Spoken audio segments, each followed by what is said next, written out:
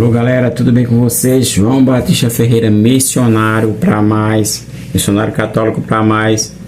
Um pequeno vídeo, hoje vamos falar da unidade da igreja. Fica aí, não saia daí não perca esse pequeno vídeo não, vai ser pequeno, não vou alongar muito tempo de vocês não. Já vou pedir de antemão, olha, dê uma curtida marota, compartilhe com seu tio, sua tia, seu pai, sua mãe, que gosta de escutar verdades católicas. Aqui a gente fala dentro da doutrina católica, refutando as heresias protestantes. Hoje eu vou falar para vocês sobre a unidade da Igreja Católica, né? Passar 4 textos para vocês e vou partir para os escritos de Santo Inácio de Antioquia, que prezava tanto sobre a unidade da Igreja Católica, aquele que foi o primeiro a chamar a Igreja de católica, né? Os irmãos protestantes ficam brabinhos, né? Quando a gente fala que a Igreja de Cristo é católica. Sim, é católica. É católica porque o bispo de Antioquia, Santo Inácio, fala que era católica. Se era católica, devemos entender o significado da palavra católica, né? Mas vamos para essa unidade. O que significa unidade? Eu pesquisei aqui rapidamente no Google. Eu estou aqui com 3 Bíblias, né? A Ave Maria, a Eclésia e a Vulgata Latina, para a gente entender mais sobre essa questão. A irmã Grisaste me pediu para eu mostrar minhas Bíblias, mas é muito, irmã. Eu tenho 8, 7 Bíblias, se eu não estou enganado. As imagens, eu gosto de mostrar muito a de São Pio, mas olha só, aqui na minha parede tem a imagem de Nossa Senhora de Anguera, a Sagrada Face do Nosso Senhor Jesus Cristo, o crucificado e São José, né? Dentro da minha casa tem um Sagrado Coração, são várias imagens, né? E livros eu tenho, não tem muitos, mas deve ter uns 60 livros, que não daria para mostrar todos, né? De teologia, de mariologia, de história dos santos. É assim que o católico abastece a sua fé. Mas vamos para a Bíblia para nós entendermos. Olha, o significado, eu dei uma pesquisadinha rápida no Google, você preste atenção, pesquisa aí, você que tem dúvida do que é a unidade da igreja. Hoje a gente vê problemas dentro da nossa Santa Igreja, com doutrinas estranhas que estão tentando colocar, mas é muito fácil a gente entender que aquilo não é católico pela unidade da igreja e pela sã doutrina, o nosso esqueleto doutrinário que nós temos deixado pelo nosso Senhor Jesus Cristo. Olha o que é a palavra unidade, né, para os irmãos protestantes entenderem, né, que eles não vivem uma unidade, é cada uma igreja com sua doutrina e com a sua maneira de ver a Bíblia, né? Cada um interpreta da sua maneira. A gente sabe que isso não é legal. Olha, a qualidade ou o estado de ser ou único, né? A gente pode entender que no contexto de igreja, quem dá essa unidade é o magistério com o Papa, dessa unidade na igreja. Vamos entender o que Paulo escreveu na primeira carta aos Coríntios. Vá pegando sua caderneta, vá anotando aí para você entender o que é unidade. Se você chegou na igreja, você é protestante aí, se você vê esse vídeo, chegou na igreja, entrou, começou a orar, como fala vocês, depois você quer acostumado a rezar o Padre Nosso, e chega um irmão, não, para aqui não, aí já é problema, porque eles não veem uma unidade doutrinária, já vá caçando outra, e você vai andando, você não vai encontrar. Mas quando você entrar no templo católico, na Santa Igreja Católica Apostólica Romana, saiba que ali tem uma unidade doutrinária, e que você, dentro desse contexto, você vai encontrar ali a verdadeira Igreja de Cristo. São Paulo escrevendo na primeira carta aos Coríntios, logo no capítulo 1, verso 10, ele deixa bem claro aos Coríntios sobre essa questão da unidade. Olha, rogo-vos, irmãos, em nome de nosso Senhor Jesus Cristo, que todos estejais em pleno acordo, que não haja entre vós divisões. Vivei em boa harmonia no mesmo espírito e no mesmo sentimento. Bíblia, Ave Maria. Vamos pegar aqui a Bíblia da Eclésia, né? Filipenses, São Paulo escreve a Filipe, né? A igreja dos Filipenses. Nesse mesmo, preste atenção, como São Paulo pregava a unidade doutrinária da igreja. A igreja não pode ser cheia de divisões, não pode. Isso não vem de Deus. O próprio Jesus fala que se Satanás está dividido e lutando entre si, seu reino logo desaparecerá. Imagino vocês que Jesus está falando ali naquela questão de pecar contra o Espírito Santo, explicando ali aos fariseus que estavam viajando na maionese. Porque essa questão da unidade ela é muito séria dentro da Igreja Católica. Olha, São Paulo escreveu a primeira carta aos Coríntios, logo no capítulo 1, verso 10, falou de unidade. Filipenses, capítulo 1, verso 27, ele continua falando da unidade. Capítulo 1, verso 27. Cumpre somente que vós porteis de um modo digno do Evangelho de Cristo, a fim de que eu vá ver-vos, que estejas ausente, ou ouça dizer de vós, que permaneceis constantes no mesmo espírito, lutando unânimes pela fé do Evangelho. Paulo quer a igreja de Filipe unida, pregando o Evangelho, mas com unidade. No capítulo 2, verso 2, ele continua falando dessa unidade. Tornai completo o meu gozo, tendo todos o mesmo pensar, a mesma caridade, uma só alma, um mesmo sentimento. Preste atenção que Paulo, ele prega a unidade. A Bíblia da Eclésia, uma Bíblia boa também, para a gente utilizar. Imagine vocês que toda essa unidade, ela vem, Paulo escrevendo também a Tito, ele fala que dentro dessa unidade, essa unidade ela é segura pela santa doutrina, o esqueleto doutrinário que Cristo nos deixou, né? Prestem atenção, Tito capítulo 1, verso 9, na Bíblia latina, na Vulgata, como está, que abrace constantemente a palavra da fé, que é segundo a doutrina, para que possa exortar conforme a sã doutrina e convencer os que a contradizem.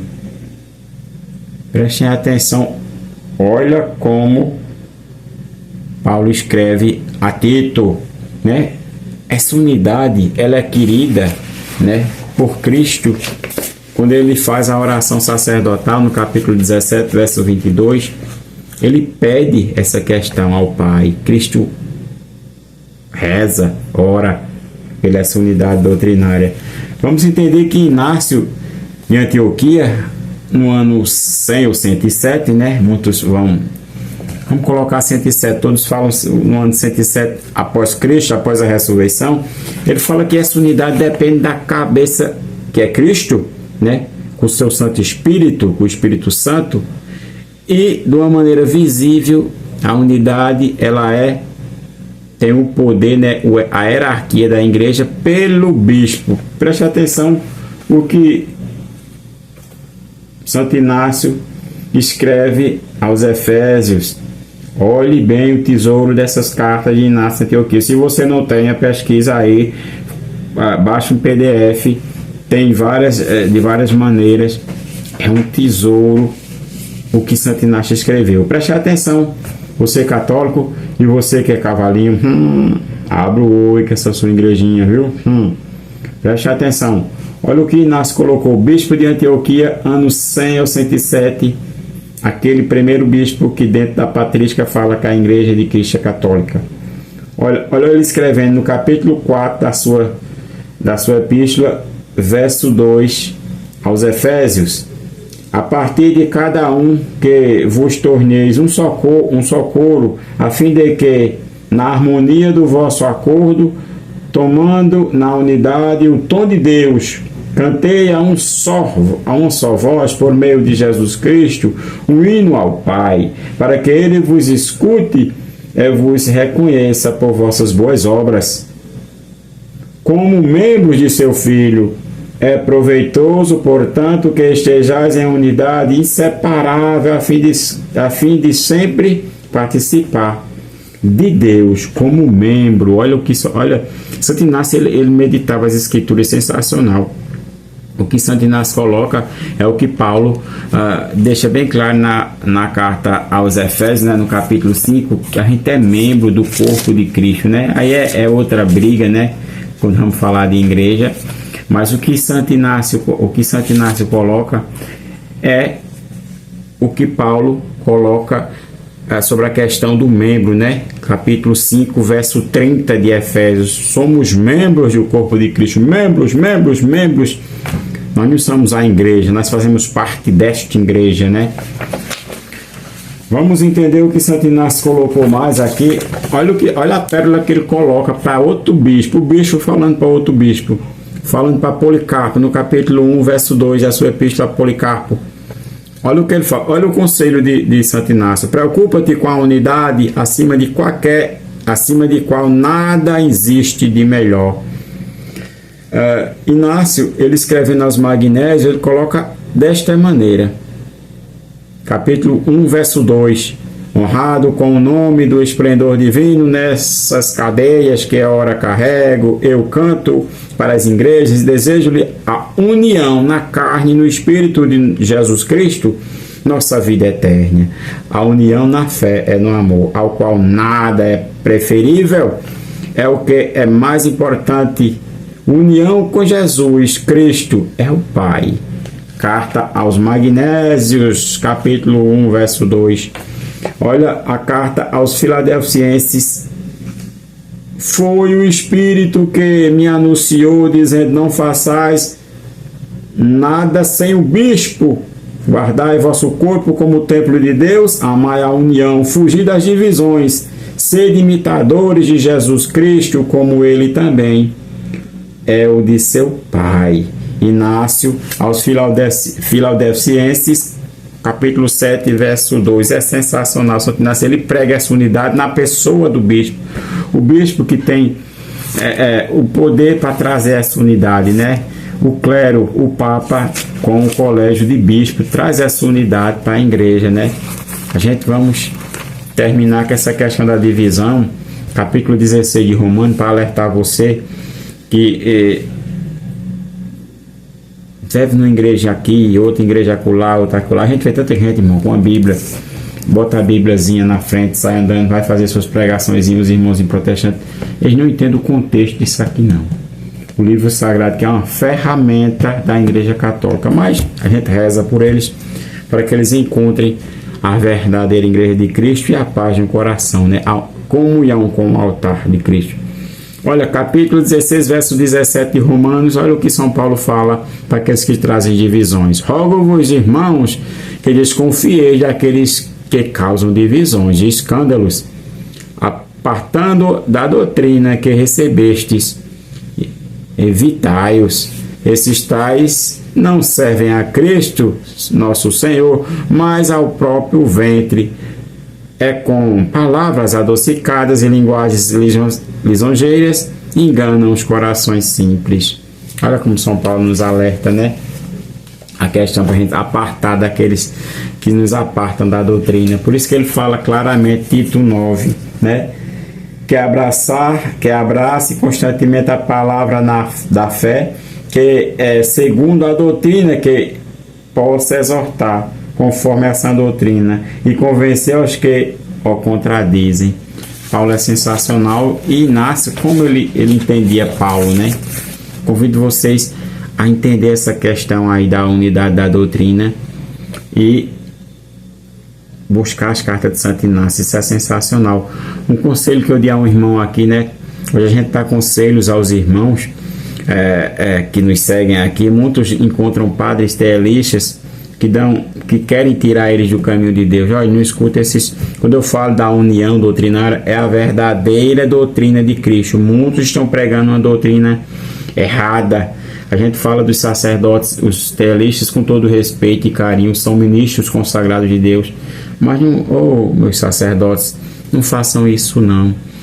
Um irmão quer casar-se, chega, ele sai da igreja protestante, vem para a igreja católica, ele quer entrar em união com o altar, ele quer casar, mas o padre não quer fazer o seu casamento. É triste, né? Quer fazer, dar uma simples bênção, como estão falando agora essas questões das bênçãos aí aos casais irregulares. Não é assim, não. O irmão quer casar de verdade.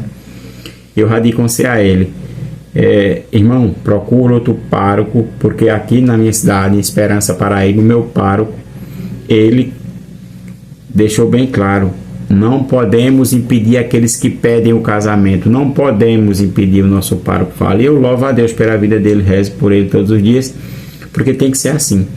Aí eu digo conselho a esse meu irmão, com certeza ele vai ver esse vídeo. Procure outro padre, que você tem todo o direito e o dever de casar-se e entrar em comunhão com o altar. Não coma a corda desses sacerdotes que falam, não, deixa eu dar só uma bênção aqui para vocês, não precisa de casamento não, isso é heresia, tá bom? Olha, salve Maria, viva Cristo Rei. A unidade da igreja está na doutrina. Quem sustenta essa doutrina? O colégio de bispos junto com o Papa.